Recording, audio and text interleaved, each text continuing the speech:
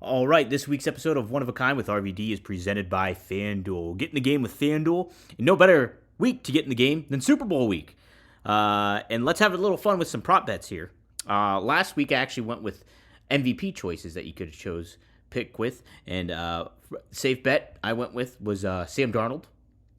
He's still available, obviously, on there. And then you can also try out Rashid Shaheed if you're looking for a little bit more of a higher risk one, but bigger reward, obviously. So check those two out.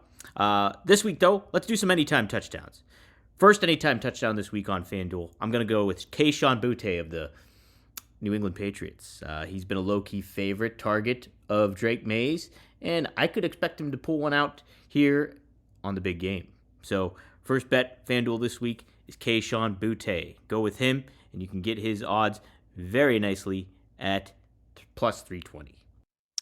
Hey, this week's episode of One of a Kind with RVD is presented by Happy Hippo. Check it out. Rob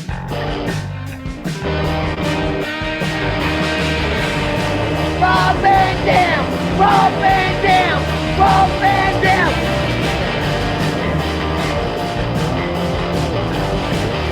I'm Rob Van Dam. The whole show. From Pebble Creek, Michigan, weighing 230 pounds, Rob Van Dam. Hey. Ooh, yeah. Third time's a charm. You got it. Nailed it that time. It was all blacked out before. Yeah. It was like, uh-oh, what's going to happen? It's a dark, lights out. It's always lights out, man. Go out in the arena like that. Yeah. What's up, everybody? This is RVD. Look at that. Yeah. We got a couple RVDs in the house tonight. Yeah. RVD squishy to play with. Heck it's yeah. Is this your daddy squishy?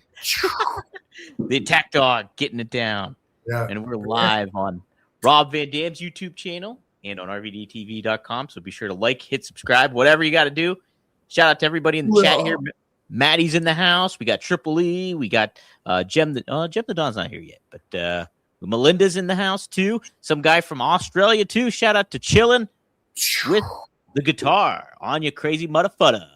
Oh. I love it. Rob, how are you doing? Pretty good. Pretty good indeed. How's this working out? Doing these shows on Mondays for you? I don't mind it at all. I like it. How do you like it? Do you like this better? I think I like it. I like that we have to do it and can't like push it off, because usually when we're Thursdays, we're like, do you want to do Thursday? We could wait if you want it. Let's see. And we punt it. Yeah. We push it over the weekend then. Yeah. No, so far, let's hear from our trusty fans in the chat room. What do you think about the day of the week? What day of the week would you guys prefer? Do you like Mondays? Let us know in chat. Mr. Monday Night. I mean, it makes Monday sense. Night. It does make sense. Candido fan himself says Mr. Monday Night. So, whoa. Yeah. Yesterday, 2 days ago, I guess, I was in San Jose, California. Oh. And part of the big hockey extravaganza, the Barracudas. People know the Sharks, and they don't know the Barracudas, so I said maybe it's a junior league or something, but I stand corrected. It's more like a farming league. It's adults, the Barracudas, and that's their local guys that, hope to get signed up as Sharks, I guess. How was the experience doing that? Did you drop the puck and everything? Awesome. Got to meet some really nice people. Had some really cool gifts like this one. A fan brought me a big ass pre-roll, and I thought, what would be cool?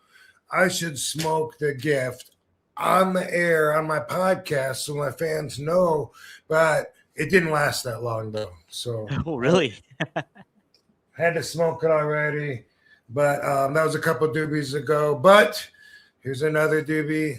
It's that time. Smoke him if you got him. I'm personally not going to wait, but it was cool. Met a lot of cool people.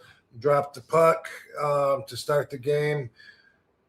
They roll a carpet out, and then this girl walked me out there at the carpet. and I have to show the puck towards the camera, and I drop it. And I thought as soon as it hit, like they were gonna, like they were gonna go for it and stuff. And so like I dropped it because they're posing like they're gonna do it. I dropped it, and they grabbed it and they handed it back to me, and they both just shook my hand. Yeah. I was like, that's okay. That's not what I expected. And yeah. when I'm done, they said, yeah, you're done. And so I just like walked off. But thinking about it, of course, they're not going to go straight to playing. I'm out there, first off. Plus, there's a big rolled out carpet sidewalk that someone's going to trip over, So, yeah, I guess I just didn't really think about it all the way through beforehand, or I might not have expected that. Yeah, it's more ceremonial, like, oh, you drop the official puck, and it's almost like a coin toss thing in a way. Yeah, I have it, but it's not in this room. I'm very not prepared for that. I could have shown you the puck, and you would have been impressed if I would have said, hey, because they did give it to me to keep, so I got my official Barracudas puck. But it's not within reach right now, so I kindly ask that y'all pretend that this grinder is a hockey puck so we can still experience the same joy. That's it. Live vicariously through the grinder, everyone. You drop the puck there. Yeah, just like that. Very nice. Very nice. Can you ice skate, Rob? Are you a good ice skater? Probably not. Probably not. I mean, I don't think I've done that since I was very young, a kid. I mean, we used to do that. That was the ponds would freeze over, and when you're in Michigan, that's what you do because it's so fucking cold there. You get a sled to slide down the hills, and you skate on the ice, But it's been so long, I can't imagine right now that I would be conditioned enough for that little tiny blade to not max out my shin muscles. Yeah. I've never ice skated my entire life, so I don't know how it is for me. The ice is very unforgiving, I'll tell you that. I believe it. 100%. Very stiff to be taking bumps, your elbows, everything. That little 2-inch condensed padding makes such a big difference when it comes to just points, like elbows, knees, ankles, whatever sometimes has to take the impact, but it's not fun on the ice. I couldn't only imagine. Did you stay and watch the game, or what did you do after you dropped the puck? After I dropped the puck, it was time to head to the airport, and there you go. It was a rare booking where I leave and get home the same day, wake up in my bed, go to bed in my own bed, and still was able to do an appearance. It doesn't happen very often, so it was really nice. Amazingly, I didn't even get jet lagged normally the next day. My head's all foggy, and amazingly, this was not. Even though I had 2 flights in one day, it didn't affect me that way. Wow, would you prefer that if, like, for most appearances, say like a 1-day kind of thing? Would that be kind of ideal for you if you're able to do it? The thing is, you have to live in the town or live close enough to the town to do it. You know what I mean? Like that. Right? Yeah. Wrestlers that come out to the West Coast. Like it's depending on who you work for, I guess, but we always knew it was harder for us because most of the wrestling shows were East Coast, always have been. I don't know why, but when you're under contract and you're flying every week, like once every 3 months at the most, maybe even 4 months, they would come out to California or something and it'd be like, yay, or Arizona, like, wow, I might, not have to leave the night before. Otherwise, if you got to be there at noon or 1 o'clock in the afternoon, you usually got to leave the night before. So do you like red eyes so you can like wake up and start, wake up as if you really got good sleep on the airplane? Or would you rather sacrifice your whole day flying so you get in at a decent time so you can get a full night's sleep, before you work the next day? So it's where you live is a huge factor, the biggest factor when it comes to what you're saying. Of course,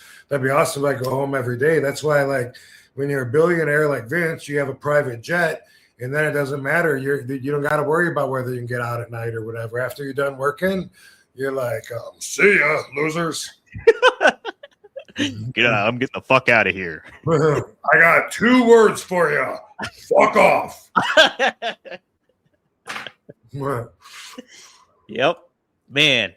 Did you ever fly on the private jet, Rob? Yeah. Yeah, I got a couple of experiences on it. Yeah. Yeah.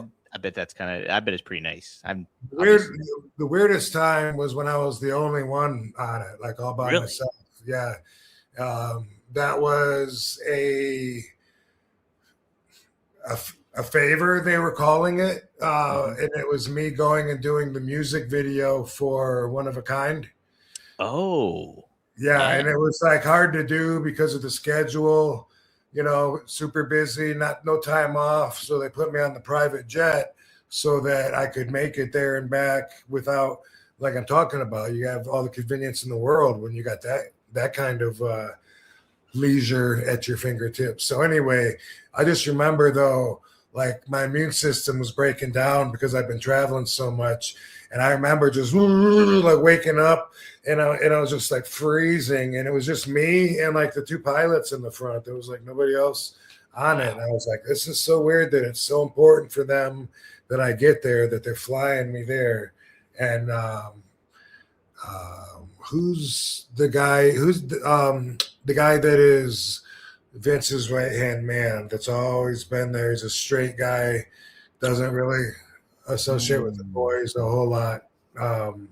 Was it Kevin Dunn? Not Kevin Yeah, Dunn. Kevin right? Dunn. Kevin Dunn. Oh, it's Kevin Dunn? Okay. Mm-hmm.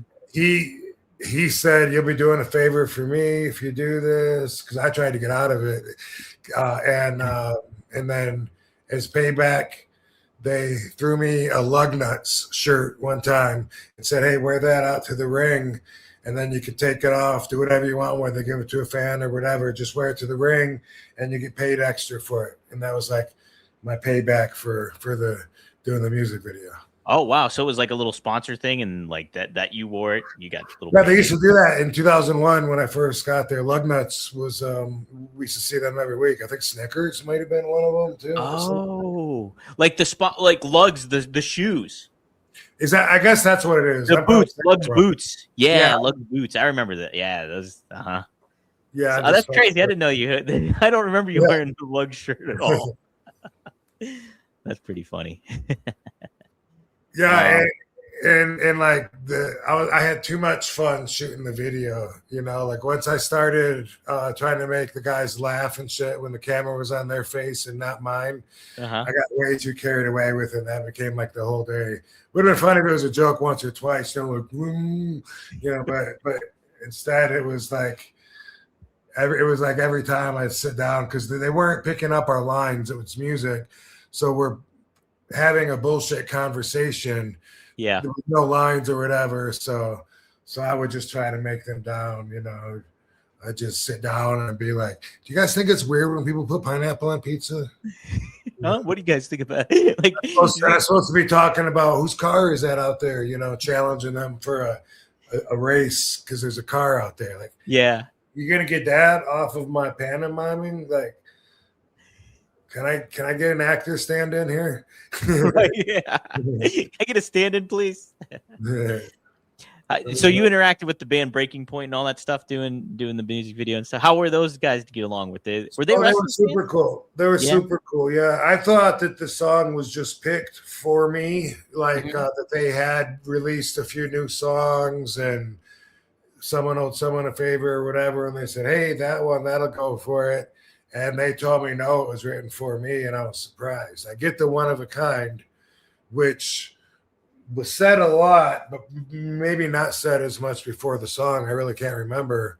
Yeah. But it was more of the other words, when I see the fear that I see when I look in your eyes, like all that stuff didn't seem like that was probably about me. So I just assumed it was a song that they wrote and was given to me. And they were like, no, that was our assignment. Was to come up with a song for you. And then that was it, man. You like it? And I was like, oh yeah. One of a kind. Yeah, that's great. So like, I didn't actually know that was specifically written for you. I thought it was like a song that they did and then they adapted it for you, like more so. So, but that's awesome. According to Breaking Point, firsthand information. How about that?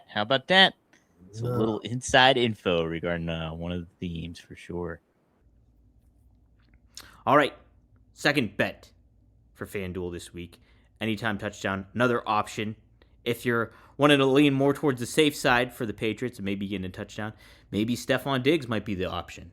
His odds are a little bit lower at 260, but Stephon Diggs has been the heavy target for Drake May in a lot of ways, and obviously because of his star power and his talent. So you can get him for plus 260. Stephon Diggs, he might show up because this is the first Super Bowl he's ever been in, the veteran. So try him out at plus 260 on FanDuel.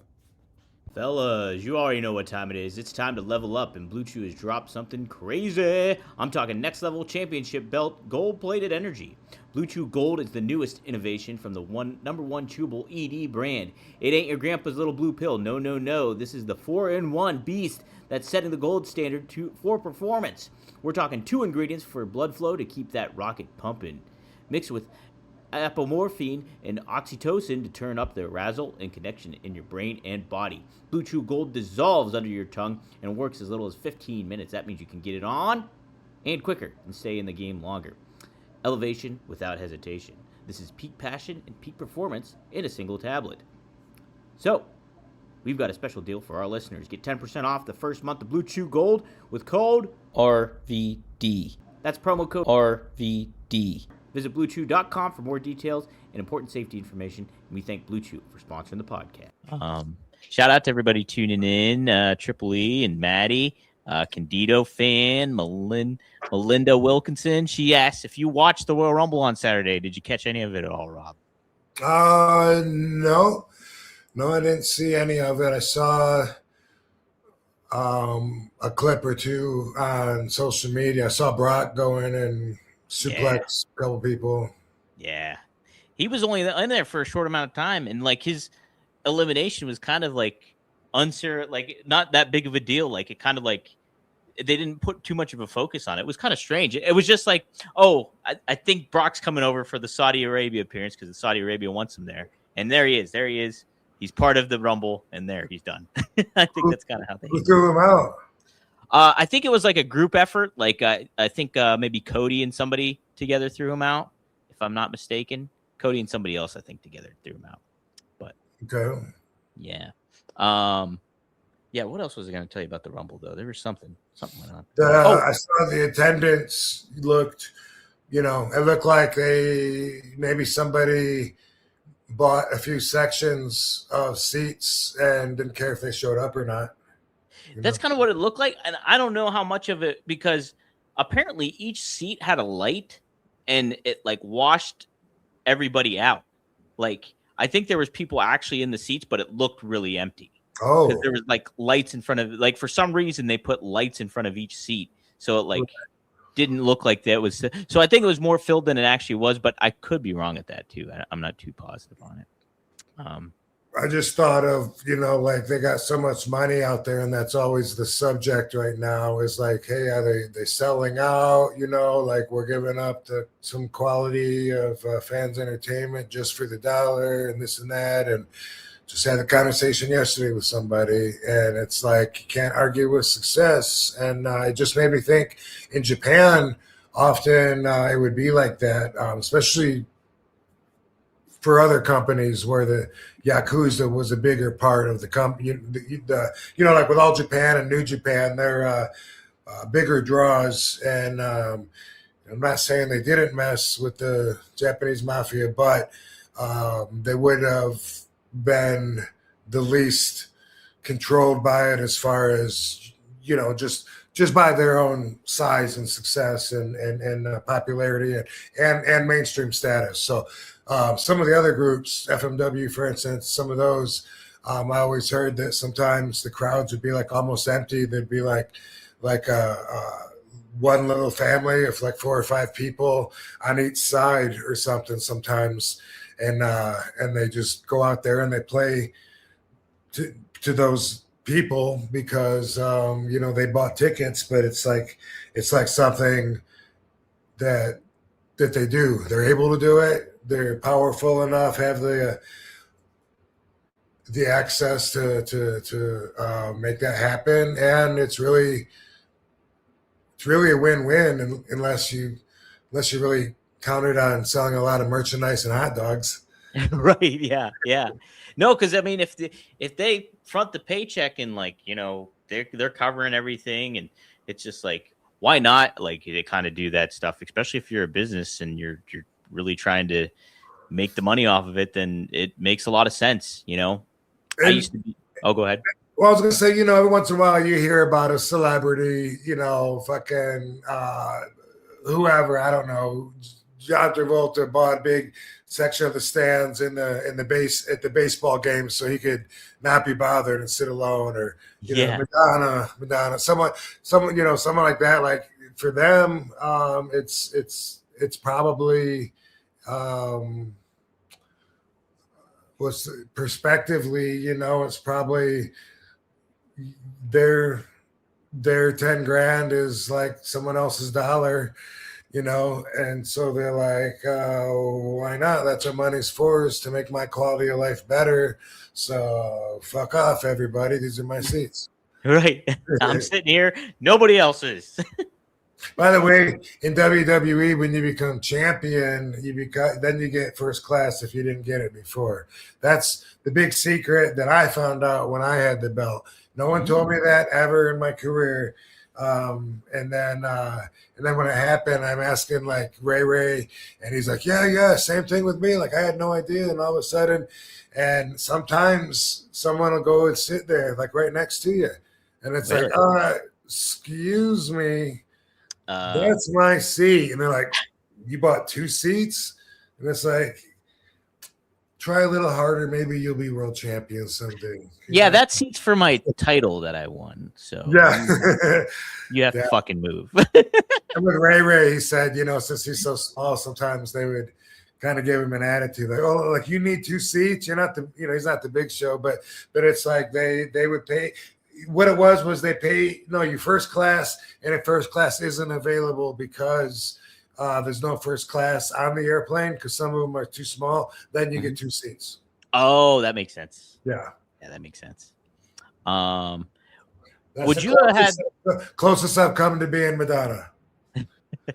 Did you ever prefer, like, would you have wanted to have like a tour bus, like to travel in, like, you know, like Big Show or Randy Orton or Cody? Here, all they always have them and stuff like that. Would that have been something you'd like to do, or did you like kind of like the locker room camaraderie kind of going on at the same time? I know. No, and no. I don't know. Yeah, that's I think the fact that it would take so much longer to get there, and it's dangerous. You know what I mean? Like I've woke up on some of those. I rode with Big Show a couple times, and I'm sleeping. In the middle of the night, you wake up and you're like, oh my God, we're going 80 miles down the fucking highway at 3 a.m. I hope the driver's awake. Maybe I should go check on him. What if he's falling asleep right now? And like how, you know, like how much would that change today if we fucking swerved over or someone swerved into us? And it's way, way more dangerous. It takes way, way longer. But you know, flying sucks. It's stressful going through the airport and dealing with everything you got to deal with and giving up your privacy and everything. So it definitely has pros and cons. I don't think it would have weighed out in my favor for me to prefer doing that, though. Just like right now, like if someone says, we should drive across the country, man, and go, it's like, no. I'll get the flight to see there. It does not sound like a good time to me. Yeah. What do you think of the aspect that it takes away from like kind of like, I guess, the team environment going on between the locker room and like people learning from one another? I guess I hear that a lot. You learn shit on an airplane. Yeah. You don't talk to each other on an airplane anyway. Right. Mm-hmm. I mean, unless it's a charter jet, like you go into the UK and it's just a WWE jet and you're just all partying or whatever. Otherwise, you know, it's like this. Oh, hey, Kevin. Yeah, that's it then. Yeah, that's it. That's it. There ain't no camaraderie going on an airplane. Everyone's sleeping, doing their own thing. Right. Was the plane ride from hell really the craziest flight you ever been on, or was there a different flight that was like even nuttier than that? Oh, I think that probably was, to my experience, probably the craziest because I can't think of another one that would top that. Just the sound of grown men running full speed down the fucking aisle. That's something you don't normally hear. Yeah. It really stands out. Yeah, I bet. That was Brock chasing Kurt. Yeah. That's crazy. Did Kurt get the best of him in that? I forget. I don't know. Yeah. From what I remember, he kept fucking with Brock. I think Brock was trying to sleep, and Kurt was like putting shaving cream on his head and then splatting it. And that's what I remember. Something like that, and Brock chasing him, and we caught up to him, and just fucking boom, like slammed into the door. And that was right. Yeah, that was a because I remember hearing about the door thing aspect of it. That's right. Yeah. Yeah, and I've heard like X-Pac, I've heard him talk about it afterwards and say it would never open up with the pressure in the cabin at 35,000 feet. Like there's nothing to worry about. Dude, that is not what's going through my mind when these dudes when Brock is fucking suplexing. What is fucking Brock Lesnar doing it? Yeah. Yeah. Like, my money's on Brock. Right. Yeah. Oh man, yeah. I couldn't imagine that. Like Brock is like he's like 22 at the time or something like that too. He's not that old. It's just like, oh man, getting like ribbed by Kurt Hennig at that point too. It's just Kurt just was a nonstop ribber. That's what kept him going, Yeah. That was his weed, That was his weed, huh? Yeah. Just doing shit like that. One time, I remember Mike Chioda was saying that Mike Chioda rode with like R-Truth and who else would he ride with? Damn, I was just thinking about him. Anyway, Trevor Murdoch somehow is in that clique. And when he was either new-ish or maybe we just ended up on the same show because you switch around from Raw to SmackDown or whatever. But they were saying at the time, I can't remember who else. There was someone else besides Kyoto or something. But they were saying that that Trevor with weed, they were saying that he acted like it was crack. And like they're saying that like when he would land, he was like, "Oh my God, dude, what am I gonna do? We gotta get some weed. What are we gonna do, man?" And the reason they told me was because they said that Trevor said to them, I'm gonna ask RVD, man. I bet RVD's got some weed. And Kyoto was like, he said that he was like, "No, don't do that." And he was like, "Don't fuck with RVD. That's like his go juice. That's just like he just that's just something he does and it makes him go. He doesn't fucking bring extra to share. He doesn't crack out on it like that. And fucking don't do it. Don't ask him."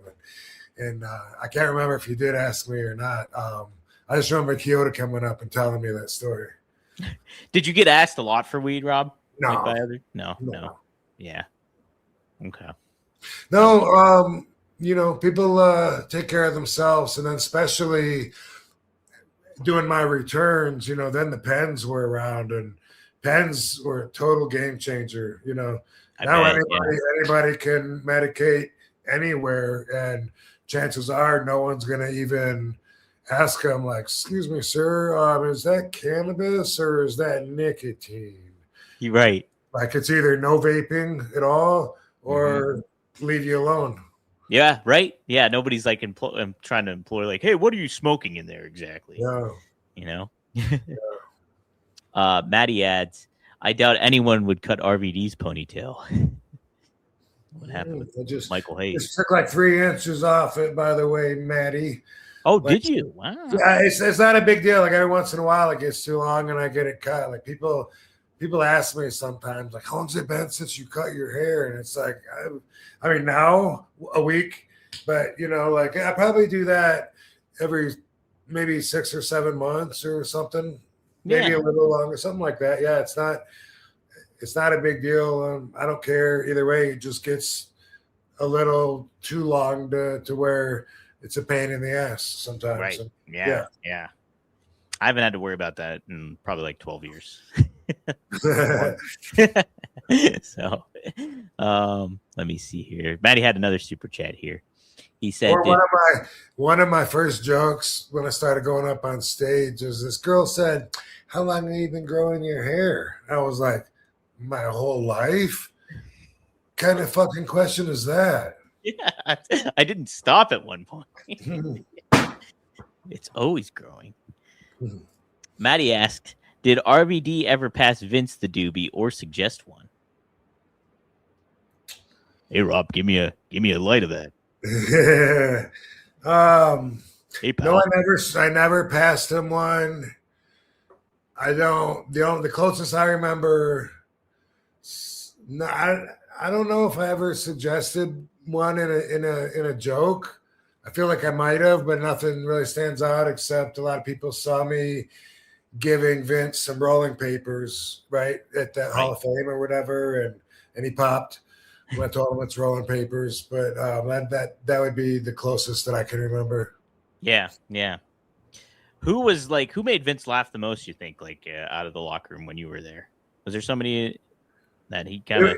It's not like when you're in school and there's a big class and everyone's in the same room together with the teacher. Sure, yeah. Mm-hmm. Except when we had meetings. Yeah, except when they had meetings. Sometimes we would have meetings, and that was usually something that would come around for a while, weekly meetings, then it would stop for several months. Then we're going to start having them again. It was like, it's always been sporadically applied to the schedule when it comes to meetings and stuff. And other than that, it's usually a one-on-one situation, or there might be 3 or 4 people around. So I really don't know. I mean, I know a lot of people knew him differently than I knew him, and because of that, I can't even imagine, who he enjoyed being around or joking with, or I don't know. Yeah. When it came to the meetings, was it more like a locker room kind of motivation like Heyman kind of did, or was it more so business and this is what we have to focus on and worry about kind of stuff? Yeah, no, it was more agenda driven. There would be a few points that we got to talk about. We're going to start doing the dress code. Guys are looking like shit, looking like you just got done working out and embarrassing us on flights or in restaurants or whatever. Guys are showing up too late. We're going to start fining. If you're not here by 1 o'clock, it's a $500 fine. If you're not here by 3, it's this. We're going to start doing that. It's Mickey J's job to Mickey James. Sorry, Mickey J. I love Mickey J. Mickey James' job to write down what time you get in and stuff. Don't be mad at him if he's stooging. It's his fucking job. Stuff like that, we're going to start doing this. We need less of this, more of this. Yeah. We need you guys showing up to work out. We're going to start suggesting you guys get here early and get in the ring and work out. If you're young, get in there and learn whatever you can. If you're a veteran, pay it back. Get in there and teach a little something. And if that didn't work, the next meeting was we're going to start putting you down on a list. If you're a veteran, if you see your name on a list, that's that we expect you to show up there. And if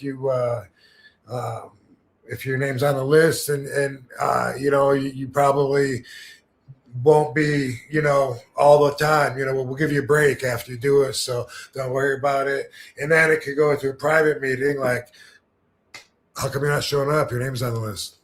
Oh, okay.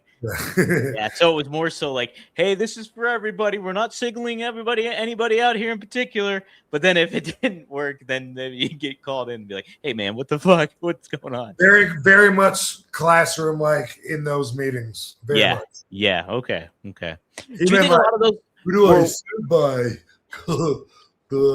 Yeah. Do you think a lot of those were like warranted, or were they more so like them kind of just taking control more so of the aspect of like, hey, like, we're letting everybody kind of run loose a little bit. Like, do you think what they were doing made sense to do, like when it happened a lot of the time, having those meetings? Sure. Yeah. Okay. Yeah. Curious. Interesting. Maddie mentioned By the Mm-hmm. way, something comes to mind. When I was with TNA, I wish they would have done a little bit more of that, just so I could have understood a little more of what they wanted out of their talent. I remember one time watching the monitor, and I was watching something, and it was something, that people like me that have been around a while point out because it's changed. And I said something, and Scott Demore was actually standing like right there. And I said to Scott, I said, do you, like, if I see something, do you want me to tell the young guys, if I have like advice for them, or would you rather me just like do my thing and not bother them at all or whatever? And he didn't answer me. And so I figured that meant just worry about yourself. Oh, yeah. So yeah, I don't know. No, that seems like. But if those meetings, where you talk about shit like that, you get everything out in the open, and then everybody knows, what page to be on. Yeah, right? everybody's on the same page, and like there's a certain goal oriented that everybody has. Like, okay, well, this is what we're looking to do, and this is what we're looking to convey or execute on television in a lot of ways. Makes a lot of sense. He was too distracted by the fact that I was drinking. Big deal. Yeah. I wasn't the only one. But next day, D'Lo Brown said, and this is the first time I'd ever had White Claw. I didn't even know what it was. Someone told me. Oh, yeah. They had White Claw back then? Or was this 2021? This was 2021, right? Yeah, this was recently, yeah. Yeah, okay. And they had it on the street. This one we during COVID, when we were in Nashville. Yeah. And doing shows in front of nobody. And I went to the store, and there was some, and I was done. And my back was hurting, and I wanted to drink, and so I was drinking that. And I don't know why, but he seemed totally distracted, like from that, instead of my question. And the next day, D'Lo Brown said, "Bro, I gotta have a talk with you." And he's like, "You can't be drinking 50 White Claws during a TV taping." And like literally, I don't want to mention any names, but literally, the person, while he's telling me this, the wife of one of the wife. How much can I go? Let's say a wife and husband wrestling team that's been there for a long time was right there consuming alcohol at the time, and I was just like, "Well, how ironic!" But I didn't say anything because I don't want to get nobody else in trouble, and I wasn't in trouble anyway. It's not like they're gonna give a fuck. But someone did tell him to say something to me, Yeah, that's kind of weird though. It's just like, yeah, who cares? You're an adult. It's not like you're impeding anything in the match, or I don't know. I think there'd be more important things to worry about than that. But that was maybe the only time they ever gave me any idea of what they wanted from me. At least that's how I feel. Yeah. Right, and like you think that just be a little more structure, and like even if in that small environment of TNA or whatever, if you have some sort of like agenda or structure kind of going on, things run a lot smoother. It just happens with a team environment like that, even in pro wrestling, I'd imagine, right? But it's like, for me, it's always been like, okay, the young guys do things different.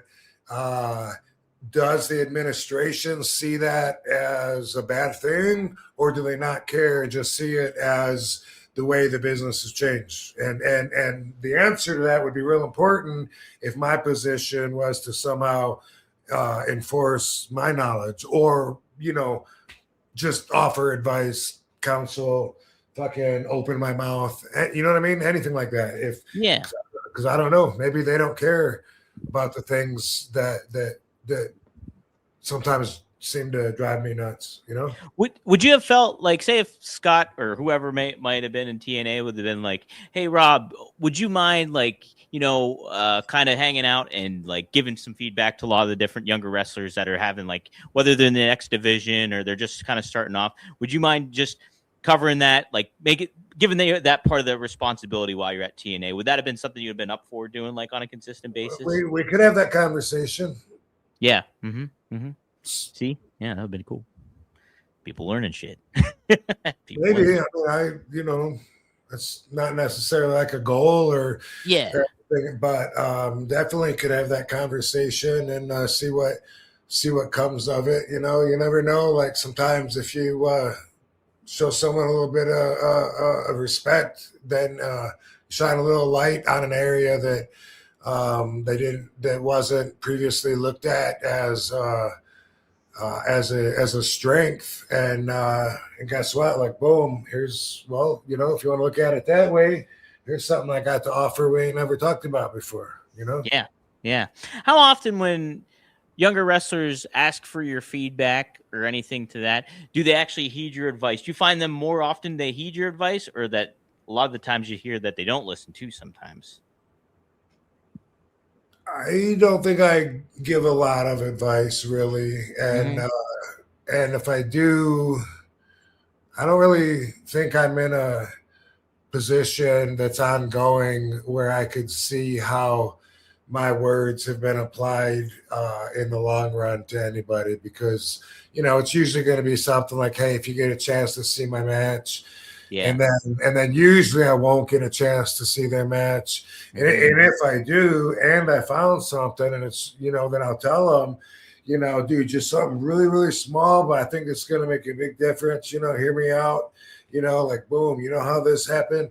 And then I don't know afterwards what, that's up to them. Yeah. Especially too, if you're just there for like an appearance or something, and then, you're not there the next week or the next month or whatever it may be. It's just like you don't know if they actually take your advice or not sometimes.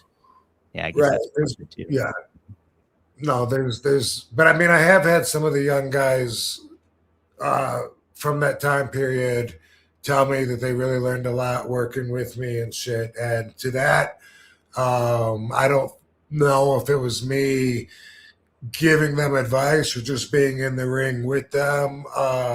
But, some of the guys that I worked with, both runs in TNA, I can think about.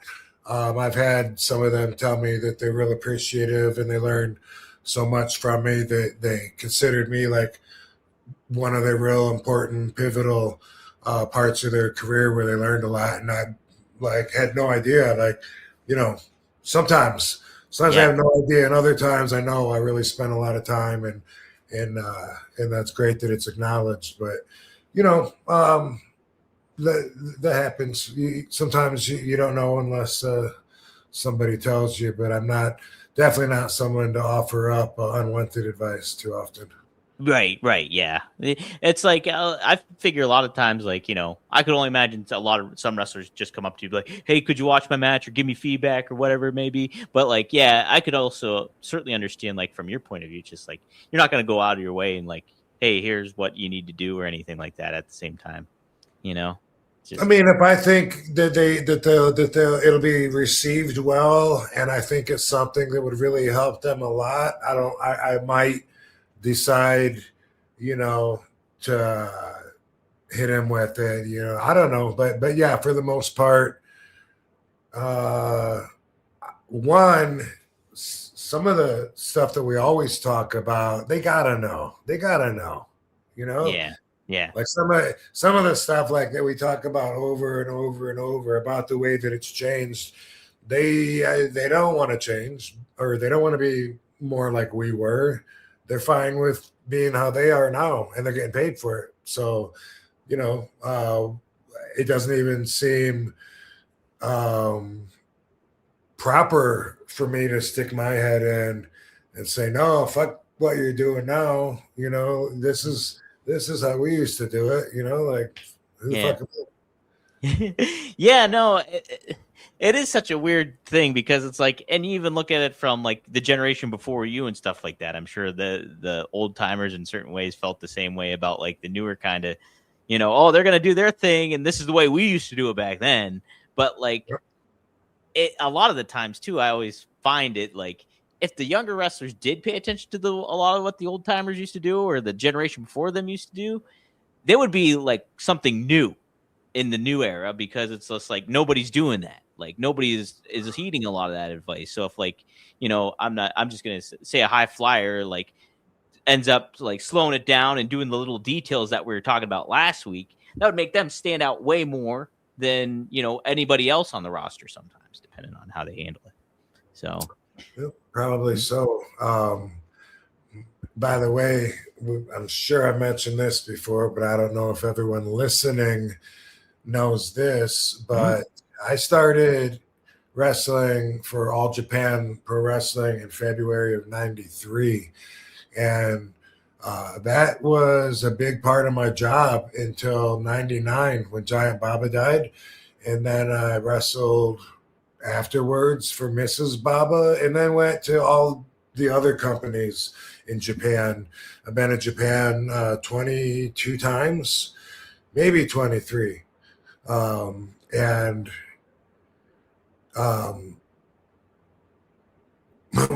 But what I wanted to say was, when I first started out, Stan Hansen was the old timer, which is funny to me now, because now that I'm 55, he was probably my age, maybe even 50. I don't know, but he definitely seemed old, and he talked like he was old. And he would say like, "Oh, all you young kids coming in here and changing the business, killing the business." And he would always give me shit and say that we were killing the business, and he would always say that I didn't belong in the business. And wow. Yeah, we developed a relationship, and like I knew that he liked me, but it was like really tough love, and he did not like the high flying shit at all, because he looked at that the way that I look at the way they do it now. You know what I mean? Right. Like he thought that seemed unbelievable, although he learned that I was getting that shit in, whether he wanted me to or not. And he learned when I wrestled him. And then it changed his perspective. And he was like, "I've never seen it from there before. Like, you were there kicking me, and then you just, boom, you disappeared. I didn't know." And anyway, I said, "Man, and you used to tell me that I didn't belong in the business." He said, "Well, you didn't, but you do now." And yeah, that was one of the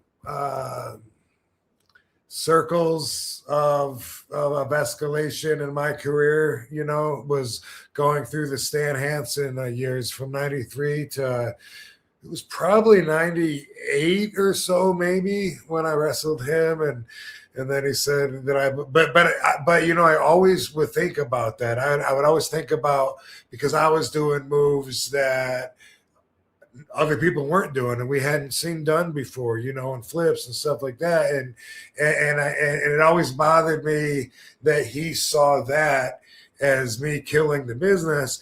But then now when I see some of the other younger guys as killed the business, I don't even know if there's a heartbeat to it, but when I look at that, then it makes me stand. You know what I mean? Yeah. So it's like I'm the guy saying, "Get off my fucking lawn," or whatever. But it's so different because I was old school and compatible and could be in there with him, and that's what brought him around. Was that he didn't realize that just watching it. I guess, I don't know, because I'd be in there with the young boys and stuff, usually on his side. Hardly ever like against him, if ever, until that time. But anyway, blah blah blah. Just a story about I do. So because of that, though, honestly, I've always felt like, perspectively, one could say, especially if one was Stan Hansen, could say that RVD was partially responsible for the way that the business has gone away from its foundation of big men grabbing each other and like in Stan Hansen's day. Like one could say that I'm partially responsible for bringing it where it is now, for better or worse. I think so one could say that, but one could also say that things overall, wrestling schools opened up where the people weren't properly trained, and like you were saying too, like we've said this before, is the video game element coming into play, and kids and everybody watching that and being like, oh, I want to do all that stuff and make all that happen. So I mean, sure, you introduced a lot of those move sets and certain a certain style that provided that, but like we always talk about, you had that core foundation that Sheik taught you and Sabu taught you and etc. So it's you had that there. Right, but that's the thing, is all these people, whether they're making video games or whether they're becoming pro wrestlers themselves or whether they're teaching at wrestling schools, they grew up watching me. Sure. Not just me, but me and, Sabu and X-Pac and Jerry Lynn and just guys that were, the high flyers. And they took what interested them from watching us without having that hardcore foundation that I got from the Sheik. I wasn't able to teach them that. They just saw some shit and copied it. We're inspired by it. That's a better way to. Well, either way. Yeah, I would say that they want to do that stuff, but the school that they went to or who taught them or how they kind of did, they didn't get that. And that's where so one could say that you did it, you were partially for it, but I would mostly put the onus on them learning it from maybe not a great teacher or something like that, or them not further going, I guess, learning the basics, the 101. Let's get Hansen on the line right now. Let's get him up on here. That motherfucker. That's it's not fair. It's not fair. Okay. Stan Hansen. What a character Stan was too. It's just he was a big part of mentoring me in those early All Japan tours. I was so crazy young. So I started going to All Japan in February of 93. Mm-hmm. So 2 months after my 22nd birthday. So, I mean, I've been drinking for a year legally, I'm just a baby. Yeah. And I always say this too. One thing I always heard my whole life was, younger years was always grow up. And I used to always think nothing of it, but now I feel like I was very immature. Like when I think about my first, 10 years, in WWE, it seems like I was so young, traveling around with Booker T, and I think about the conversations we had and just my mindset, the perspective I was in, and what I didn't know about life. And it's crazy to think that Booker was already a grown adult. He already had kids, been married and divorced. He had all this life experience. And we were, really tight, like best friends. And when I think of that mindset compared to where I'm at now, I feel like I was 18 years old. I bet, right? It is. It's quite shocking to kind of think back and see wow, yeah, my head was in a completely different space at that point in time than what it was, Yeah. But like you said, and like we talked about before too, it's just you want to be changing and adapting and growing as you get older. If that's not the case, then you're doing something wrong, right? So yeah. Mm-hmm. If you don't look back and see a lesser you and cringe, then you ain't growing. You ain't growing, right? Yeah. HW Crypt Keeper, thanks for chiming in. He says Stan is 76. Wow, 76 years old. Wow, I saw him last year when we were in Arlington or Dallas, whatever, Fort Worth. They're the same. Yeah. They're all right there. So whatever. But there was a convention there. Was it WrestleCon? No. Anyway, in Arlington? Yeah. Or Fort Worth. It was something. That we were all at, and Bobby Duncan Jr.'s wife and daughter came out, and then they wanted to see Stan because Stan was really tight with Bobby. He was really tight with Bobby's dad, and he tagged with Bobby's dad. And then he took Bobby Jr. under his wing, you know.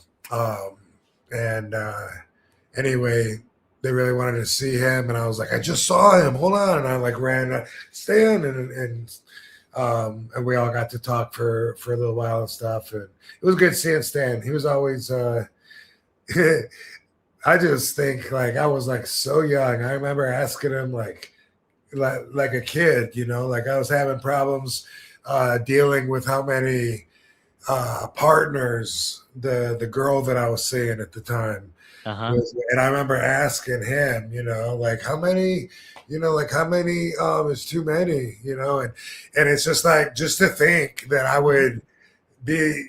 My mind would be in a position where I would ask somebody that and feel, you know, like their answer is the right one, or right. You know, it just makes me feel like I was 16 when I was talking to Stan. You know, that was way before Booker even. Right. Yeah. So young.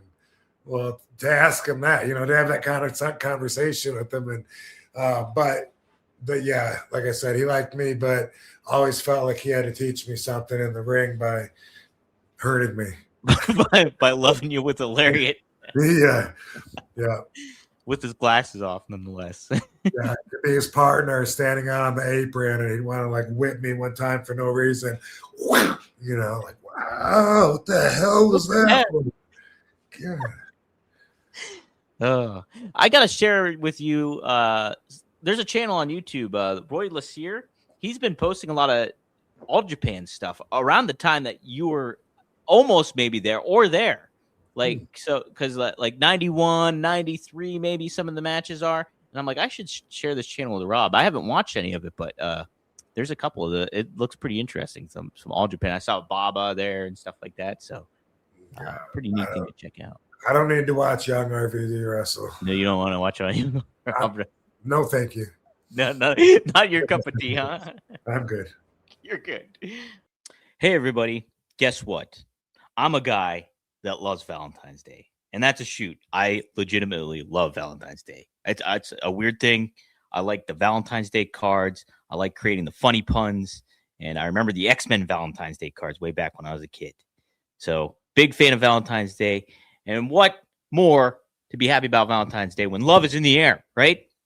You get nervous about a first date? Is that something that happens? Huh? Everybody's a little got the nerves. You know, that means you care when you go on a first date. Well, you got to care that you don't want to stink. And you don't want love to stink. What can help you out? But Mando. Boom. Yes, 100%. I recommend the Mount Fuji. You get the Mount Fuji Mando stick, deodorant stick, but you get the spray. The spray is a necessity in a lot of times. It makes you smell like an adult. And you'll feel confident going on that very first date with maybe, hey, potentially that special someone. Give them a funny, punny Valentine's Day card as well. So some men mask their BO with sense. Mando Men gets the job done right. Don't mask it. Mando it. Available in real retailers near you. Or head to shopmando.com because for a limited time, new customers get 20% off site-wide with our exclusive code. Use code RUMOR at shopmando.com for 20% off site-wide. Plus, free shipping. That's right. shopmando.com. Please support our show and tell them that we sent you. Mando's got you covered with deodorant plus sweat control. Say goodbye to sweat stains and hello to long-lasting freshness on Valentine's Day. Okay. Let me see. Oh, yes, Maddie brought this Soul Ruca and the Soul Snatcher. That's a great. Yeah. When people ask me who's my favorite wrestler, sometimes I say her. I just, I say I could come with a different answer if you ask me in a different time. It's not something I feel super strong about, but I was trying to come up with her name, Sol Ruca, and like, man, she gets it in a world where you can't stand out anymore by being more acrobatic, because everyone's doing everything, but then she still finds a way to be different in that world, and it's just like, and being extra impressive with doing the moves that that are just incredible, and like she's definitely one to watch. And I said that this weekend when I was asked. But then afterwards, when I was thinking about it, if I do have one answer that's a more of a solid answer, though, probably Brock. Oh, Brock he's just on another level. Like I even said this too when I watched the Rumble and I gave like feedback about it. I was like, he completely changes the dynamic of any match that he's a part of. Like it's just like if Brock Lesnar's involved, that's a presence that's unlike anything else. It's true. Yeah, it's true. He's probably my favorite overall. I'm always going to be interested in what he's doing. I saw the clip of him fighting Frank Mir, like he's making his debut UFC fight. And like, I didn't know that he only lasted like 90 seconds in the fight until Frank got a hold of his leg and tapped him out. But I was like, dude, what a freaking performance even early on. He was just laying into Frank earlier on. And then Frank got hammering him. He was hammering him. Yeah. It was crazy. Yeah, I became a huge fan of Frank Mir's that night watching that. You know, like he always looked so confident. You know, even though Brock was like swinging cinder blocks at him. You know, he was loving him. and he's just like calm, like he's chewing gum or something, and just waiting for his moment. And then as soon as he got the fucking knee bar on, he just fucking wouldn't let go and tapped. And I was like, at that point, I didn't think anybody would be able to beat Brock. I was like, dude, he's going all the way. He's staying on top. You know, he's an alien, some shit. But, you know, we got to also throw in there that Brock got him in the rematch. He did get him in the rematch. And then Brock was just dominant. One of the best like UFC fighters there ever was after that fact, you know? Big fan of Frank Mir's, though. Yeah.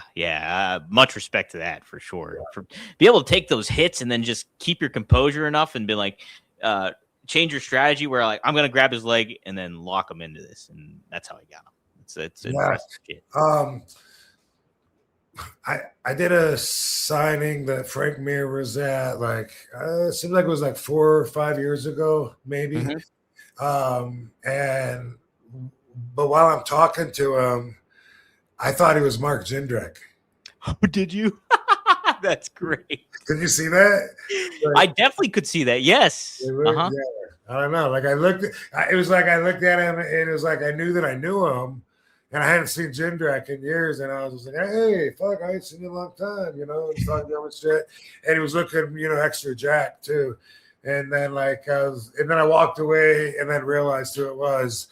You know, and I came back to him. I'm like, dude, I'm a dumbass. I thought you were this other dude. Like, hey, Frank, good to meet you. I'm a big fan. You know? That's great. He was cool both times, but I never noticed that before. But apparently, Jindrak and Frank Mir look similar. They do. When you mention it, yeah. Now I can see them both, and it's like, yeah, they do look a lot alike. I just saw Mark Jindrak on Facebook. He mentioned that his daughter got baptized by the luchador priest that was based off of Nacho Libre. Oh, yeah. Okay. Fran Tormenta, I think the priest wrestler's name is or whatever. But so it's a small world. Small world. I just saw him today on there. So how about that? But Sol Ruca, I think she not only can she do those great moves, but I said this yesterday too, that she's got that like unique, almost classic model look to her, you know, like from the 1980s or 90s, almost like the Cindy Crawford, Farrah Fawcett vibe to her. And that really makes her stand out too, I think, you know? Definitely one to watch for one to watch. Yeah. Devin says I was just on Raw. I don't know if I was. I know Marcus, my brother, made a little appearance. Oh, they saw it. That's funny. Yeah. So I'll have to keep my eyes peeled. Maybe I have a doppelganger besides my brother. Did you get suplexed or anything? I don't know. I'm excited to watch. Like, I don't want to ruin it for myself. I want to watch it, and I was like, I hope he gets beat up. We'll have to see, though. We'll have to see. Let me see here. Trying to see anything else, chats. Booker T on commentary is the number one reason I enjoy watching NXT. I can dig that. I like Booker T on commentary too. Is he always the guy? He's always the guy on NXT. He gets some criticism. Some people don't like him as a commentator and stuff like that, but he adds a different flavor than anybody else. And I think he's such a legend that it's cool to have him a part of that, you know? So Yeah. I always dig cool. Booker T. Somebody earlier on did say that we should get the Godfather on the show. Yeah. He'd be a good one. Mm-hmm. I know. I definitely do plan on having him. Yeah. He'd be a great one. He'd be a great one for sure. Yeah. Hey, I'm waiting for something before that, so it's not just random that I haven't had him yet. Oh, okay. Nice. But like hopefully in the next couple months. Yeah. Oh, that'd be sweet. I know I've never interacted with him, I don't think, ever before. So I hear how great of a guy he is too. So that's I usually recommend him like after I get booked somewhere and they're trying to like this hockey game that I just did. Booker T did it last year. Yeah. Cuda Mania for the San Jose Barracudas, and it's a big fun day. And Booker did it, and then so I did it this year. And I just said to him, I don't know if we talked about Godfather, but he's here in town. You know, he traveled too, and he's like someone that's been around way longer than me, even. But what was I going to say about Godfather? I mentioned how he seems like a good guy. Yeah. Yeah, and he lives not too far from me, and I'm gonna have him here. My brain just went two different ways because one, I wanted to tell you about the time that we met. It was really romantic. Ooh, it was a blind date, and we were set up by everybody that we knew. All the wrestlers kept saying, like, dude, you haven't met Godfather? Are you serious? You two would love each other, man. He loves weed like you do. And everybody was saying that to both of us for a while before we finally were at a SmackDown show together and went out in a car and smoked together. And they're right. He's awesome. He's a cool dude. The other thing that I was thinking about, and I know you know this too, but that he worked with the mobsters when they were here in Las Vegas at Crazy Horse 2, I guess the last really well-known spot for the mafia activity, because that they had to sell that place and off and everything, and now it's the whole building is down. It's been raised or whatever, caught fire a couple times, and anyway, he worked there with a bunch of guys that got in trouble for what they were doing there. Yeah. Man, what a fascinating character he is too. You think about all the gimmicks he's been through, like as Papa Shango and Godfather and Kama, the Supreme Fight Machine, and then the Good Father. Yeah, was he a Soul Taker or was that someone else? I think that was him. I don't know. Soul Taker? Yeah. Was that in a different company in WWE? Because it might have been then, if that was the case. Because I don't remember. Who was the pro wrestler Soul Taker? The Soul Taker is a professional wrestling persona used by Charles Wright in the late 1980s and early 1990s. Would you like to know more about his wrestling career? In the early no, shut up. In the early 80s when I was in like 5th grade. Oh, okay. So he was. That was. I was in 5th grade. Thanks for the clarification. Why do I gotta sing in music class? I'm not gonna be a singer. I'm not singing. Yeah. That's great. You step on my blue suede shoes. You can't do anything. Stay off my blue suede shoes. That's me in choir or music class.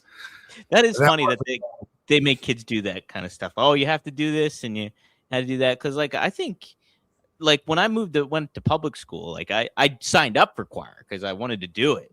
Like, but like I don't think I had to do it. Like it's kind of weird. It's like, I guess their idea is you give kids a little taste of everything in life, Yeah. And then force them to participate in everything to find out what they might have an affinity towards. So, I don't care. You're going to play soccer. It's soccer season. Yeah. Get out there. Play hockey, football, baseball, whatever the sports were. Like, it would change every few weeks, right? In gym class. Yeah. You have to learn all the rules or you're an idiot. Dodgeball. I hated dodgeball. You did? I love dodgeball. I loved it. That was like my favorite. I was wasn't awful at it. I wasn't an athlete when I was young and playing that. So it just seemed like a bully kind of game, really. I don't know. I could dodge great. I could never throw the ball great. I would Mhm. never get anybody out. I could always avoid the ball, but I'm thinking like 4th or 5th grade. Crazy. But anyway, that's every class. Why are we talking about that? Fuck class. I don't know because we talk about choir and School. kids being forced into doing stuff. I guess in a way it's good. Like, oh, try the instrument out. Try playing an instrument and see if you like it. And if you don't like it, then don't do it anymore. But like, oh, try playing a sport. Get involved in the team environment and see how that is for you. And if you don't like it, play it for the year and get out of it. I don't know. Why not try that? Put that in your mouth. See if you're gay. Yeah, try that out. If you like it, keep it in there. Yeah. I mean, is that a valid point or no? Like, you're just saying, like, throw everything at him and, like, hey, try it. Hey, drop your pants. You might like this. You don't know. Okay, well, maybe not that. Definitely not that. Oh, but I'm just saying, like, where do you draw the line? Like, if there's a lot of shit that I didn't want to do and I hated it, it was like, oh, God, I got to go to sewing class. You know what I mean? I don't sew. So I guess it's a fair point, though, because it's just like, if you really don't want to do it and you're forced to do it, are you really going to be that into doing it after the fact? Like, maybe, but I don't know. It's just like, if it's not for you, it's not. Usually kids get interested in something and then they want to do it. And then they're like, okay, try it out. If you like it, then do it. But you got to commit to it or something. I don't know. Well, I know you still like to cut up your construction paper and make little paper maches and stuff, and for your little home projects hanging up on the wall behind you and stuff. Yes. A lot of people don't do that no more when they're adults. No. That's true. Construction paper kind of falls to the wayside when you get out of elementary school. I used to love doing that though as a kid, like making Valentines and all that stuff. I know you did. Thanks. I think we got all the super chats. I think that was it for the super chats. Did you have any of the 5 recommendations this week, Rob? Yeah, I'm gonna recommend 5 mobsters for people that are interested all in checking out some mobsters. These are definitely not obscure names, but they're not mainstream names that have had a lot of spotlight on them. So you may or may not know them. If you do, then you know a little bit more than probably the average person who wouldn't know these names at all. But just if you feel like it and you want to take RVD's recommendation, check out these 5 mobsters that I find interesting, and I'm recommending them because I think that you will find their stories and their personas very interesting too. All right. Yep. So let me see. I'm gonna start with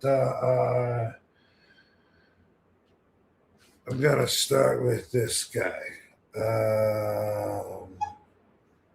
Sam. She just. Oh yes. Oh, I like it, Rob. Di Stefano. Oh. All right.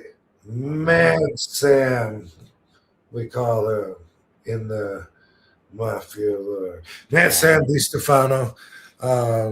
If you check him out, this guy had a lot of power for not even being a made man, but he was definitely a high associate of the Chicago outfit, and quite an interesting character. He liked to kill people in very violent ways and torture them when they owed him money.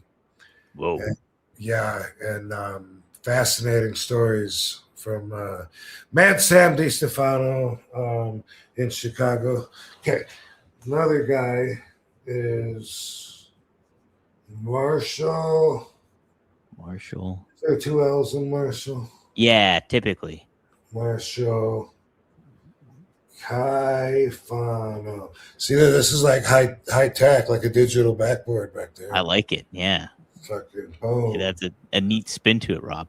Yeah, Marshall Caifano, also an associate of Chicago, but this guy, you very well may have not heard of him. Very interesting and violent man, and he was the enforcer here in Las Vegas, on and off when Johnny Rosselli did his time here, and he's from Chicago with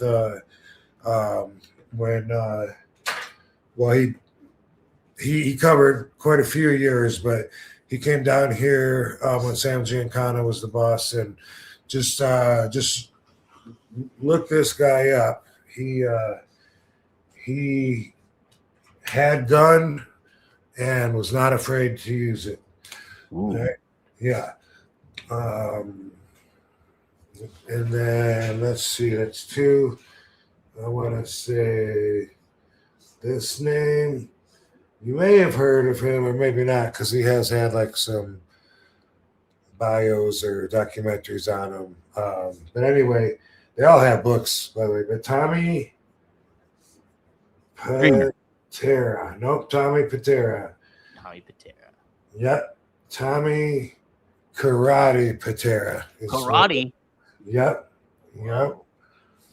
Dude went to Japan and learned how to fight and learned martial arts and shit, and came back and hurt a lot of people as an enforcer for the Bonanno crime family in New York. And he worked his way up and got some leverage and had a lot of people afraid of him. And he seemed to like killing people. And he would chop them up afterwards, put them in suitcases, and then go bury them in this bird sanctuary land in Staten Island. And when someone flipped on him, and they went and they dug up around there, they were surprised to see that that was his go-to thing. But he's still alive. He's in jail. Tommy Patera. I think his book is called The Butcher. Is that right?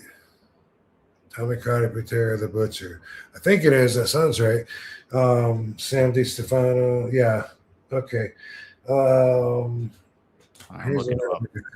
Okay. This guy, again, not obscure, but not mainstream. Jimmy Fratiano. Oh, I never heard of him. Jimmy Fratiano was known as the Weasel. Oh, what a nickname. Jimmy the Weasel Fratiano. Yeah, very interesting character. He traveled a lot. He was from Cleveland, ended up being a acting boss of the Los Angeles crime family for a little bit. He was there during the heyday. And one thing about Jimmy Fratiano, it's weird how they all have different ways that they use that becomes their go-to way of killing people, victims. Yeah, like they seem to stick with a way, like if they shoot them in the back of the head or if they choke them or whatever. I erased it. Who were we talking about? Jimmy Fratiano. They would do something. Jimmy Fratiano, he would do something where two people know about it. You and I know about it, and get the guy in the middle and like toss you a rope. And the rope, when we both pull on it, it tightens around the guy's neck.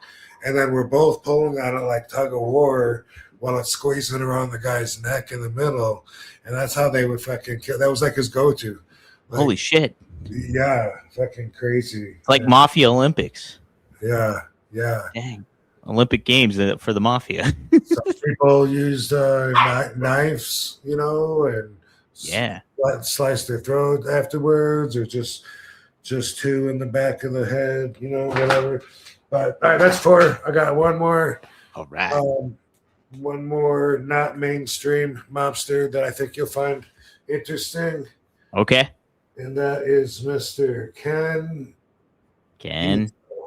Ken Ito. He's Japanese, so obviously he can't actually be a member of the mafia, but he makes them a lot of money. He's an associate. And Mr. Ito's nickname is Mr. Tokyo.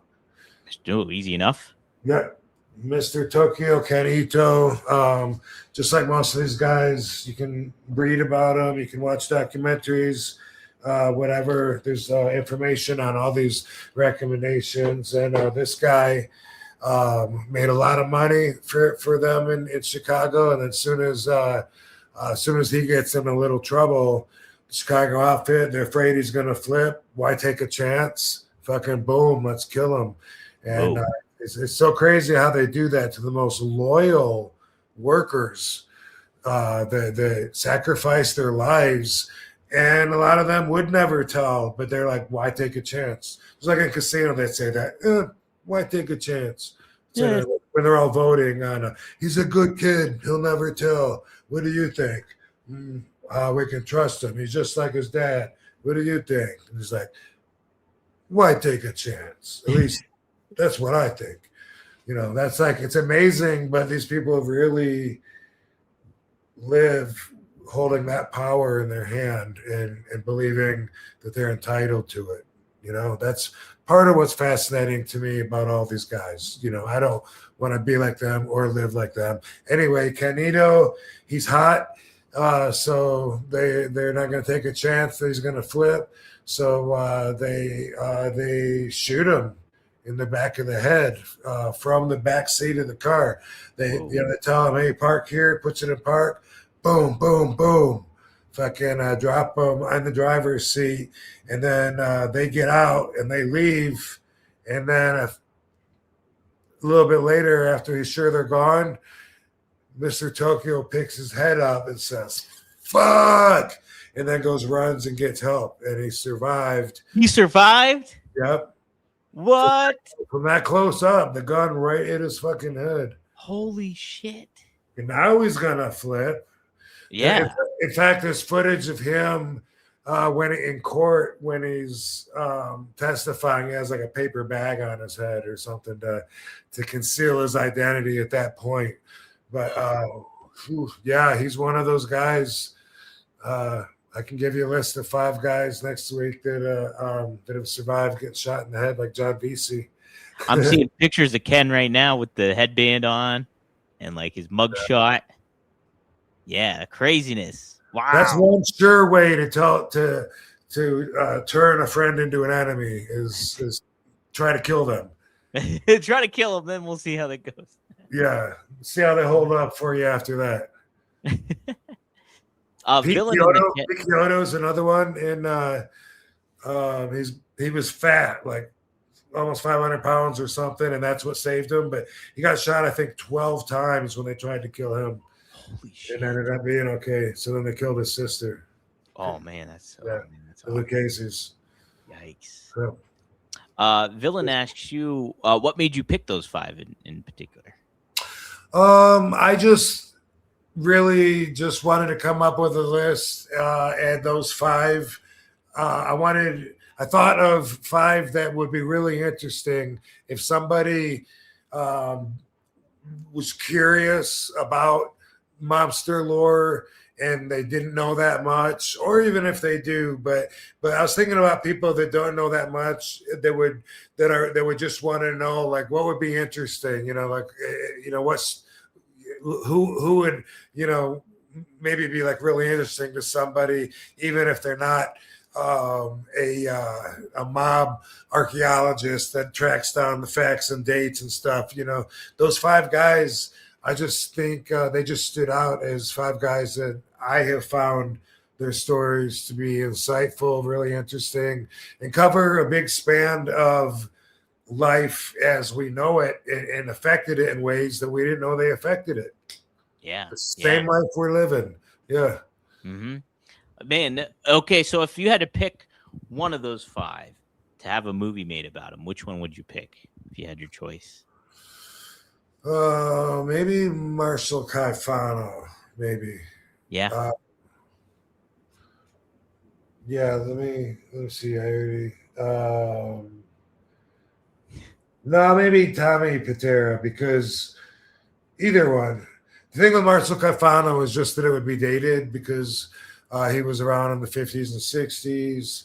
And I think of him as being almost like the Wild West, like a gunslinging cowboy kind of like enforcer. And Tommy Patera, that's Brooklyn, like our lifetime.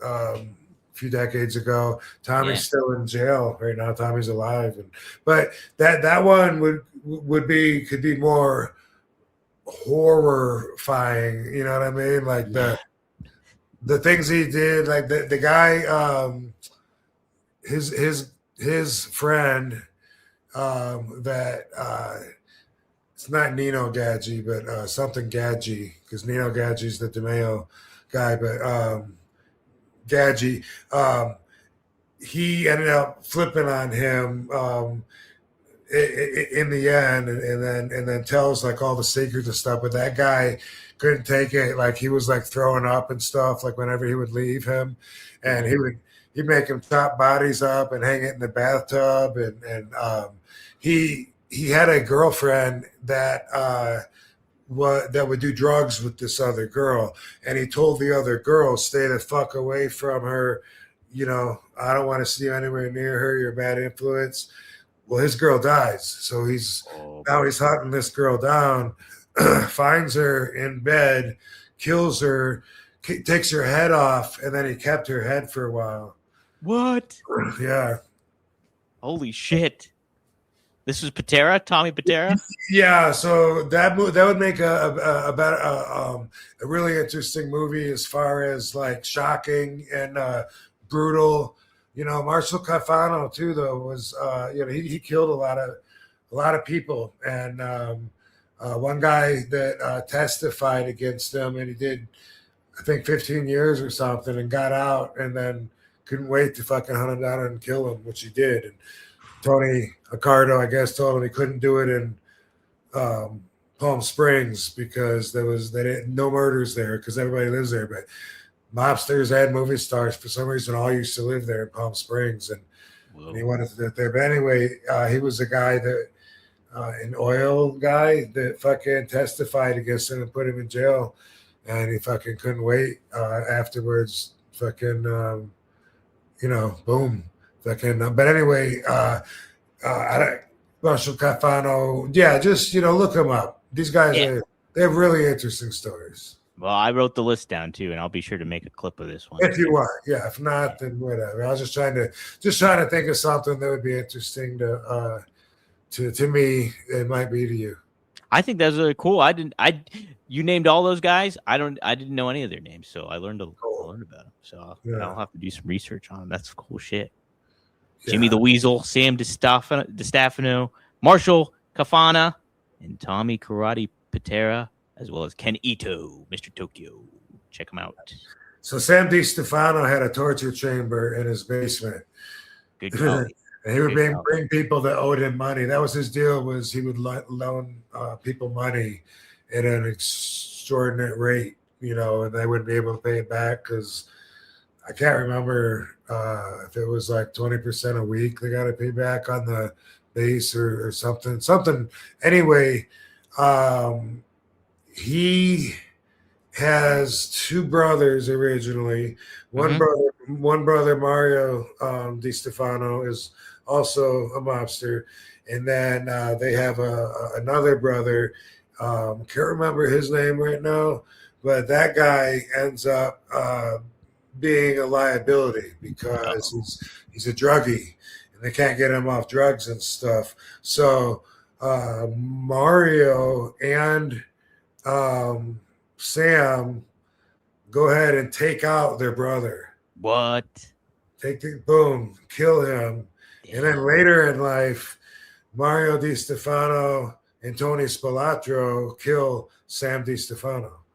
Whoa. So Mario killed both his brothers. Isn't that crazy? Both his brothers. Yeah. Tony Spilatro, where have I heard that name before? I know. Joe Pesci plays him in Casino. They call the character Nicky Santoro, but that's Tony Spilatro. Gotcha. And he was a prodigy of Sam Di Stefano, by the way. Oh, okay. Yeah. Okay, cool. Good to know. Dang. Okay. Wow. Wild stuff. Yeah. Before we move off the mafia, I did want to mention too, Ricky Dozan, the wrestler, right? He got killed by the Yakuza, didn't he? Yes. Mm-hmm. Yeah. I forget what the story is. His daughter is the one that would book me for Noah. Okay. And she told me about it, but I can't remember why or if she even knew. I can't remember what the story is behind that. He wasn't even Japanese though. He was some other descent, I think, but he was so popular earlier, and he was one of the bigger wrestlers before. I didn't know he wasn't Japanese. Yeah, I'm pretty sure he's not Japanese. Alexa, was Ricky Doza Japanese? Let's see if she knows who that is.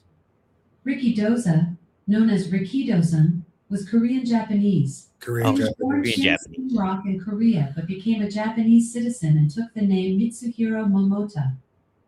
So he had the wrestling company there, and then after he died, Baba and Inoki split up, and then that became All Japan and New Japan for the fans that don't know. Yeah. Very interesting backstory to the Japanese wrestling world for sure. I saw his daughter. I think it was at WrestleCon last year. Really? Not that long ago. Yeah. Man. Yeah, such a legendary aspect of the business is that too, for sure. Alexa, why did the mafia kill Ricky Dozan? Ricky Dozan was stabbed by a Yakuza member after an altercation in a Tokyo nightclub on December 8, 1963. His connections to organized crime likely played a role in the incident. Maybe. Sounds random. random. Look it up. Yeah. Jeepers. Have to look that up a little bit more. I have a neat book. It was called the Comic Book History of Pro Wrestling.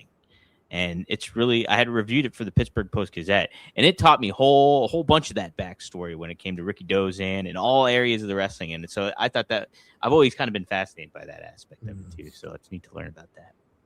Yeah. Sounds kind of similar in some ways to Bruiser Brody's death. Yeah, right. I mean, that was in the dressing room shower, not in a nightclub. Mm-hmm. But it is thought of as being not just a one-on-one issue that was solved that night, maybe. Yeah, because oh my gosh, who was the person that stabbed him? I can't remember. It was something too. Jose Gonzalez. Yes. What was his gimmick name? He had like the Invader. Invader, that's what it was. The Invader, because Bruiser, he was rough with him, and he took liberties with him, and then Invader got angry about it. And hey, baby, I don't know, dude. That is one of the stories. Yeah. Yeah. What's up, Katie? Hey. How's it going? Good.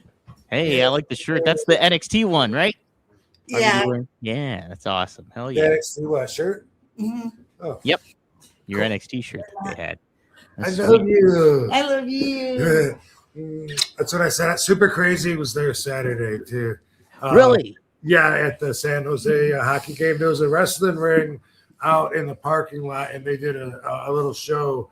I say little because I think there was only like 3 matches or something.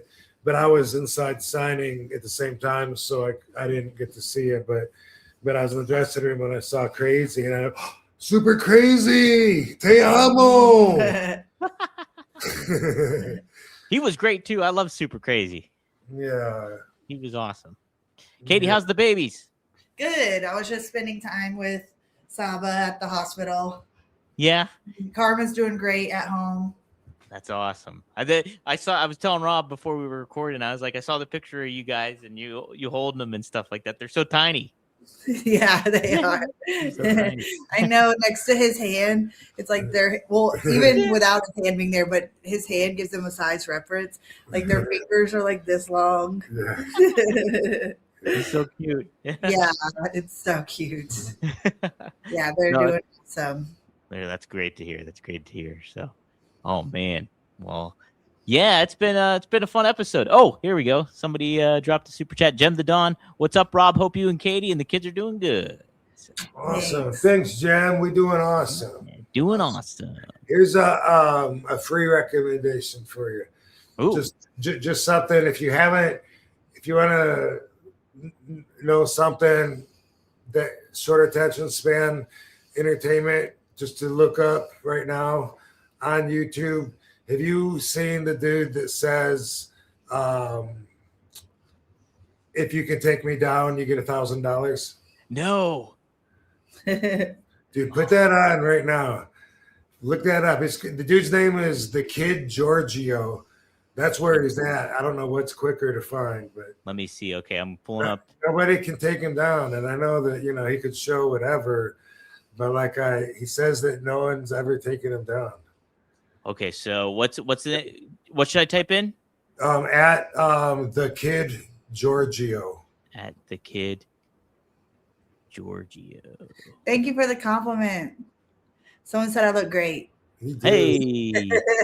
Thank you. Did you see it? I'm trying to see it here. Yes, take me down. Dude, show that. It's okay because we're just commentating on it. Yes. Hold on, we'll pull it. This is for everybody. Just check it out. This kid's really good, and he finds big dudes, and then he says, "Do you think you can take me down?" And then they always, "Oh yeah, I'm sure. What do you think the percentage are, or what are your odds?" And they got to guess 30%, 70%, whatever. And he's so good, nobody can take him down. Here we go. One. Yeah. Can you guys see? Is it up? No, hold on a sec. Why won't they show it? Hold on a second. Yeah, we don't have a screen. I'll see if I can figure it out. That's not it. Mr. Kenito. Hold on. He bandaged up after he got shot in the head 3 times, baby. Oh, wow. Yeah. Hold on. Let's see Amazing. Yeah. Let me see what I can do here. Why is it not showing? Oh, I know why it isn't. I'm on the wrong freaking screen. That's exactly why.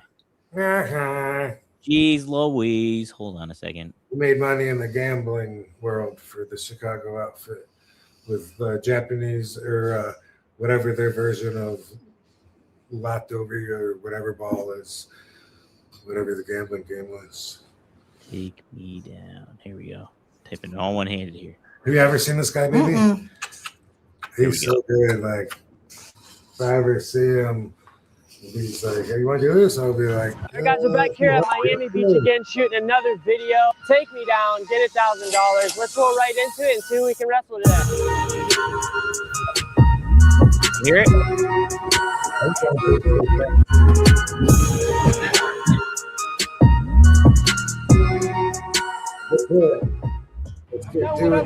It's a chance to win $1,000. Oh yeah? Yeah. I'm gonna show you.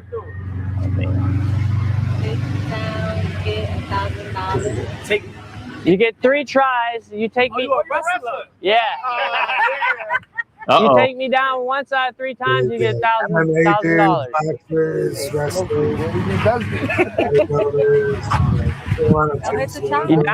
I'm down. Let's do it. We'll go right over here in the grass.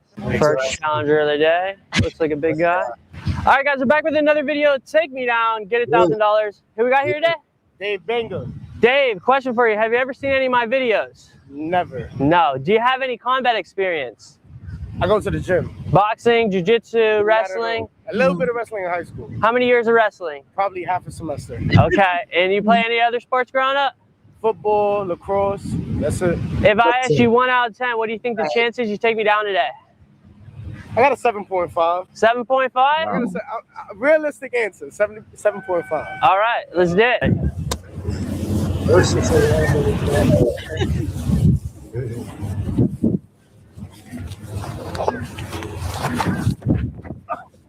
That's one. That was one. That was five.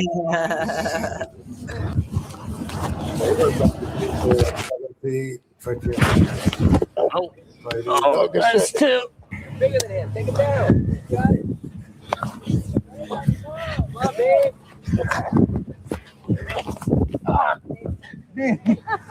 That's three. Everyone. Question for you, brother. What's your message of the day for the people? Yeah. Health as well. Someone that's Stay really strong. big And this motherfucker is good at what he do. Thank you, bro. Appreciate that. That's sweet. Man, could you take him down, Rob? Yeah. If I'd be like, dude, if it'll help you your content grow, I'll give it a try. But I'll give it a whirl. I'll give can it a you whirl. see the other ones though, like where he's against like really big dudes or athletes? Oh, let me see. So there, yeah, there was a bunch of videos up there. Yeah, you can get lost watching them. They're usually pretty quick, but Yeah. Let me see if I can find another one here. Hold on. like someone legit, because that guy didn't do nothing. That guy was just some dude on a bench. Because sometimes they'll be like, well, yeah, I've been doing MMA for 10 years, and I've been a wrestler for about the same. And you hear these guys talk a big game up. So there's one at FightCon where he's at FightCon. Let's try it. Ooh, there's a fight convention. That's cool. We're full Yeah, I company. didn't know they were We're going. here to serve Getting the that. pros behind the shows. Premium on this too. Come on. And Doug. There it is, Limu, the 50-yard How do I switch this? Skip. I almost clicked There it. it is. Pick it up, pick it up, pick it up, pick it up. You see the drippy, I fit it up. Hop in my car and the giddy up. Secure the bag, yeah, I get the bus. Pick it up, pick it up, pick it up. You see the drippy, I'm fitted up.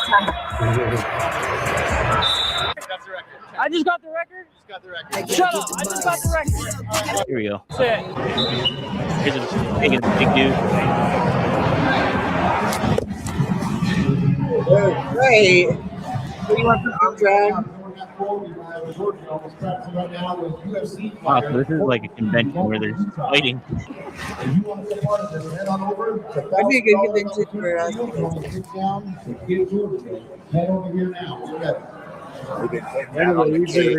There's just a whole bunch of him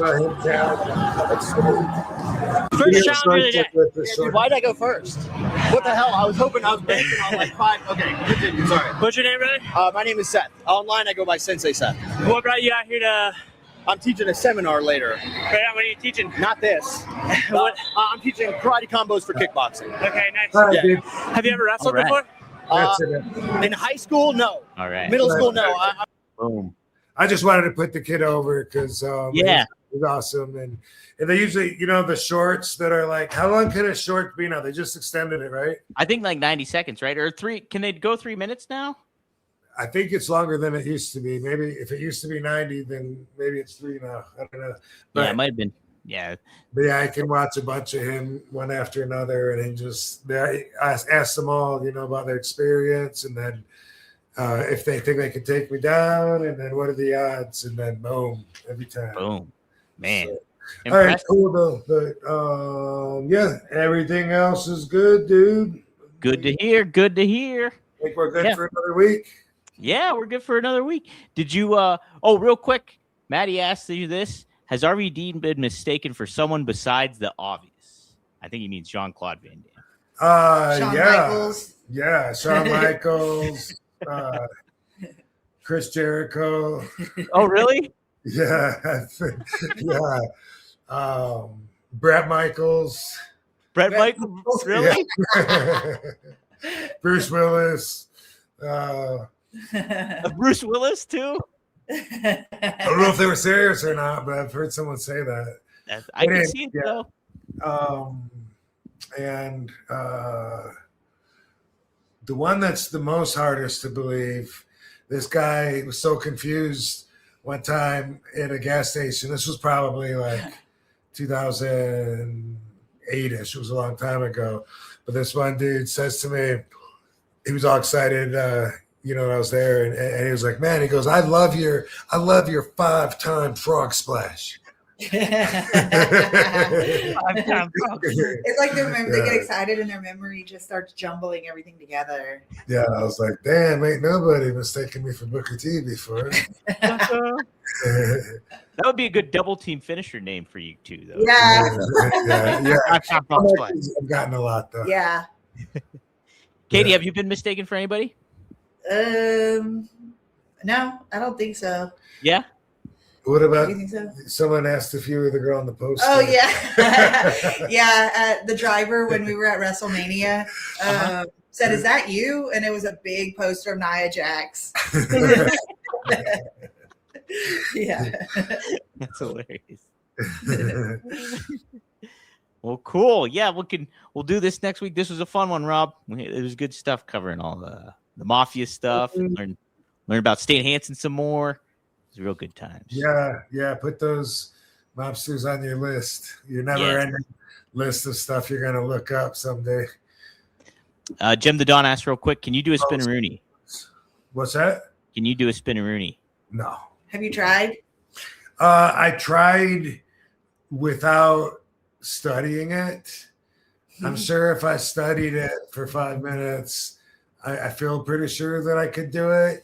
But right now, if I was given a test and not allowed to look at it, I wouldn't know how to do it. Yeah, that'd be a difficult one, I think, to prove. Yeah, he put me on the spot one night in front of everybody. Oh, that's just something Booker was doing for a while. It was having fun. Like whenever he would tag with somebody, he'll come on, everybody, let's come on, let's see the spin-a-rooney, RVD. He's got everyone and chatting and. He said mine was the worst one he's ever seen. Is this like where we could find proof of it, or is it like a live show? No, it's like a house show. Okay. I think there's footage. There might be footage of like him having the Undertaker try to do it or something. Yeah. That before. I feel like if I studied it for a minute, but it's not something naturally that I can just do and move everything the right way. Yeah. That'd be the tough thing. Not without being shown or studying it. No doubt, right? Well, maybe next week we can try it out. Yeah.